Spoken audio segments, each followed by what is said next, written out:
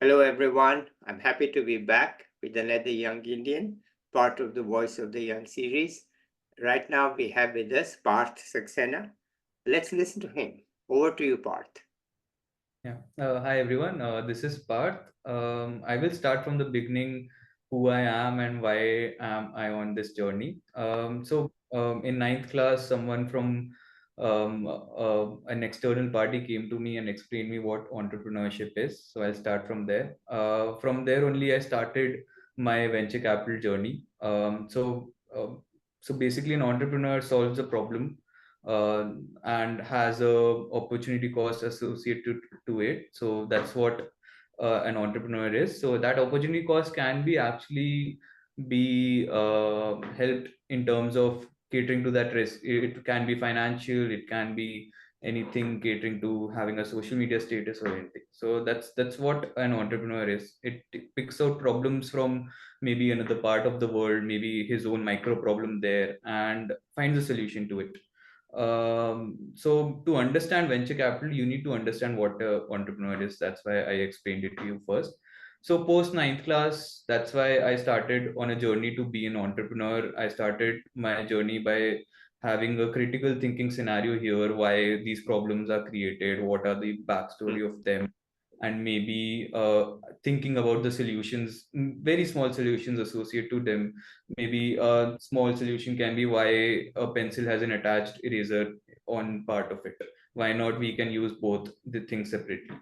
So yeah, that's when my journey started, and I entered into commerce as a field in 11th 12th, and then associate towards finance maybe post that. Mm. And I wanted to go towards a venture capital fund. Post that, I started an internship in here that I'm doing right now as in transition VC. It's been 2 years now. The journey has been great. So why did I start as a venture capital fund? Why didn't I go to an entrepreneurship journey? That's must be you must be asking. So first of all, I'll get to learn a lot from the network I'll get here. I'll get to have a chat with multiple entrepreneurs here who are solving problems on a daily basis. There can not be a macro problem that will be there. There can be multiple problems in the organization itself that they must be solving and how they are solving that. There might be a socio-economic problem as well. There might be multiple other things that they are solving. So yeah, I wanted to learn that what's their scenario there. I mean, how are they thinking about it, and why are they thinking about it? Why do they have that mission in life? Mm. Why can't they do actually a job somewhere? So yeah, that's what I wanted to understand, and then maybe go towards an entrepreneur journey, maybe few years down the line. So yeah, I got the access to the network. I got multiple other thinking scenarios or other thinking bodies here who actually think in terms of these. Also, I got access to multiple problems and solutions in this venture capital fund. This venture capital fund is focused towards sustainability. We are focused towards energy transition. I mean, it's a trend that is picking up, and I believe that is actually happening. Global warming is actually happening. So that's why I ventured into this. So yeah, most important part to be an analyst in a venture capital fund is critical thinking. How critically you can analyze solutions to a problem. Uh, that's what I do in my day to day life. I collect info in terms of maybe internet, maybe in terms of my sector that I actually do hydrogen based investments. So I actually collect info on a daily basis. Have multiple news channels to actually do that, have multiple data points to actually do that, maybe reports, maybe what is happening, and then maybe analyzing it in terms of where I mean, what is happening in current terms, and where would this lead to, what is actually there in new in technology, what market are we actually catering to, are we actually really there's a product market fit there or not, and then maybe interpretation of that data as well, analyzing interpretation. That's what my daily job is, and then going towards forming an opinion. So let's say I like hydrogen as a sector. Why do I like it? Why do we invest into this? Why actually go towards it? Why is it down the line 10 years in future? Why would I actually think that hydrogen would win in a maybe long duration energy storage part of a scenario? So yeah, that's what I do on a day-to-day basis. My day looks like listening to pitches, listening to founders, analyzing their pitches. Why do are they actually solving that problem? And then post that, maybe collecting data, analyzing, and forming an opinion, and maybe prediction of that thing. So how a venture capital fund works, that also I will tell you.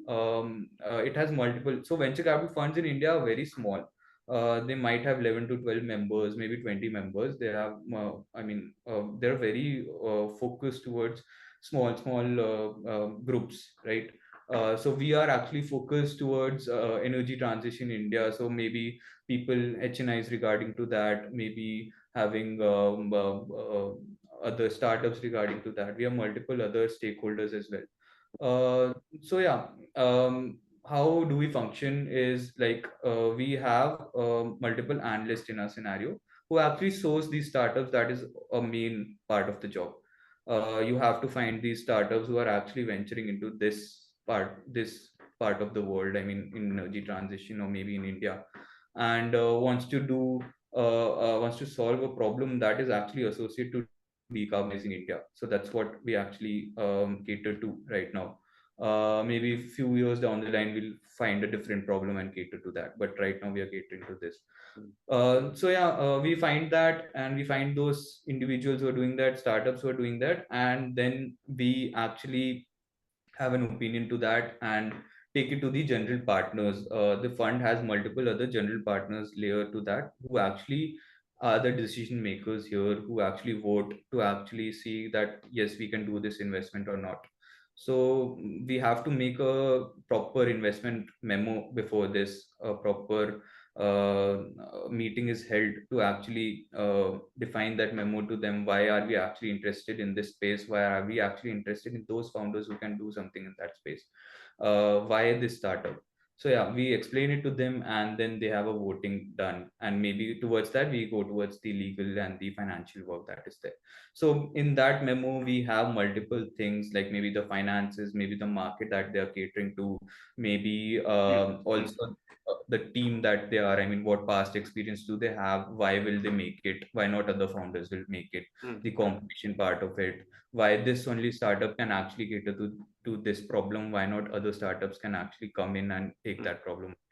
Also, maybe a part of goes to the other access to the network. What do they have? I mean, are they actually first founders or maybe second, third startups? They have multiple networks there. They know the scenario, the Indian business scenario here. So yeah, that's all the things that we actually, 4 5 things that we cater to, and then maybe form an opinion over that. Also, one more thing comes in, that is the deal scenario. That is a very different scenario. I would explain it to you here. That is basically the valuation part. I mean, why are we doing this deal and all? What benefit are we getting? I mean, financial better benefit that we are getting from this. So yeah, that's a different talk that is there. So yeah, that's how a venture capital fund works. I mean, I wanted to explain it to you. Yeah, and why I chose this, I already explained it to you. Yeah. Yeah. So my recent achievements, I'll just mention 5 minutes about it. Yeah. I have actually seen 1,000 plus startups till now in another 1.5 years. We have done 4 to 5 deals. I have been part of a lead of a deal in maybe 2 deals till now, Yeah. 2 3. Been associated with the deals in 4 5 6 7 8 deals that didn't go through, but yes. I have also done one hydrogen fuel cell based deal here in India. This gentleman was actually based in America, an American gentleman who was actually very aged, 60 plus year old, already done multiple startups, multiple international CEOs he's been, and wanted to do something in India. And also, Indian market scenario is such that they don't have multiple fuel cell startups. Multiple, it's one of the India's first hydrogen fuel cell startup here in India. And also people are picking up in space in terms of hydrogen as a space in other countries, not in India. So that's what I wanted to do as well. So yeah, I was making this thesis. I sourced this. We actually helped in setting up his company here in India, in Chennai. and also in America, also, I mean, going through the whole deal that I just showed you, the whole process, convincing all of the stakeholders here. And then, yes, also helping him right now in other aspects of it, maybe admin part of it, maybe how to, I mean, he's doing the technology aspect, we are doing the other part as well. You can find him maybe on LinkedIn. The company's name is Toona. So yeah, one more deal that I did was EMO Energies, also solving decarbonization, making battery packs. So yeah, our mission is to actually decarbonize 5 million tons of carbon offsets that are there. So yeah, that's Okay. what we do. That sounds very interesting, and certainly on the cutting edge of the energy transition. This is hydrogen battery packs, and all these are, people think of wind and solar, but as I say, wind and solar were from the last century. Today's venture capital cannot finance wind and solar. That's not possible. We need to be in the anything in storage, batteries, long-term battery or power. Have you done anything there or? Yes, we are doing one redox flow battery deal. That's a long duration energy storage part of it. We actually have an incubation center there in Chennai. That's actually where we are associating all these startups that are Yes, very early stage or maybe pre-seed stage. yes. Because we can't find such R&D capabilities or technologies right now in India.Maybe in future there might be multiple, but Mm. right now people aren't there to actually build that R&D aspect of it. We have actually searched the whole landscape, but yes, there are very few people who actually do this, and we actually help them to set up a startup in India, in Chennai. The incubation center's name is Feel, and that's one part of my job as well. That's what I also do. We I've help. heard of this incubation center in one of my Vidpeds from a young person who's actually taken advantage of it and told me that it's very helpful, it's very good, and this is actually helping him in his work. Okay, so we do have some glimmers of hope there and some forward looking things. Uh, what do you see as your own future? I want to be the best analyst right now. Okay, all right. I don't care if I want to be a partner in a firm, or I don't care if I want to go towards a other firm or maybe a P firm. Mm. That's actually what people want to do. I want to be the best where I am, and then maybe lead to anywhere that is there in future. But Okay, yeah. all right, wonderful. Any tips you have for young people? For young people who want to get into a VC firm is help. I mean, try think about a problem and a solution part of it. Try building critical thinking abilities that actually lack in education system right now. So Yeah, this yeah, is what I was going to say.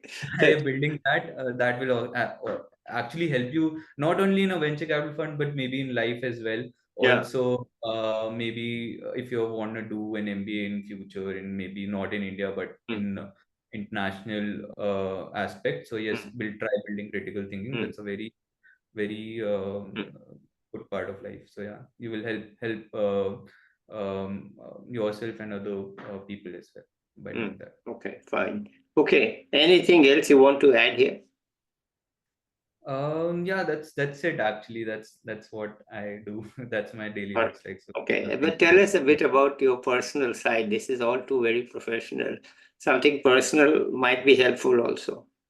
I mean, on a personal aspect, I play chess. So I mean, that's because that helps me in actually keeping my mind very strategic, keeping my mind very critical. Mm. So yeah, helps me a lot. I also play video games that are strategically placed. I like to make strategies, build strategies. Yeah. So that's actually helps me. And video games are not bad. I mean, I don't know why parents think that while playing a video game, a person can actually trip to a different world or something, or maybe go towards ruining his future or something. Mm. I don't think so. My parents also didn't think so. I used to play one game called Age of Empires, where you Yes, used I to, know it well. yeah, and it was addicting. But yes, I mean, if you have that thinking capability that yes, you have to only play for 2 hours a day, that then it's fine. I also played cricket in my 11th, 12th, and maybe in my college days as well. That's also I mean, helped me gain this personality. That's sportsmanship. I really like it. So yeah. Well, you're the first person who's told me that video games are good.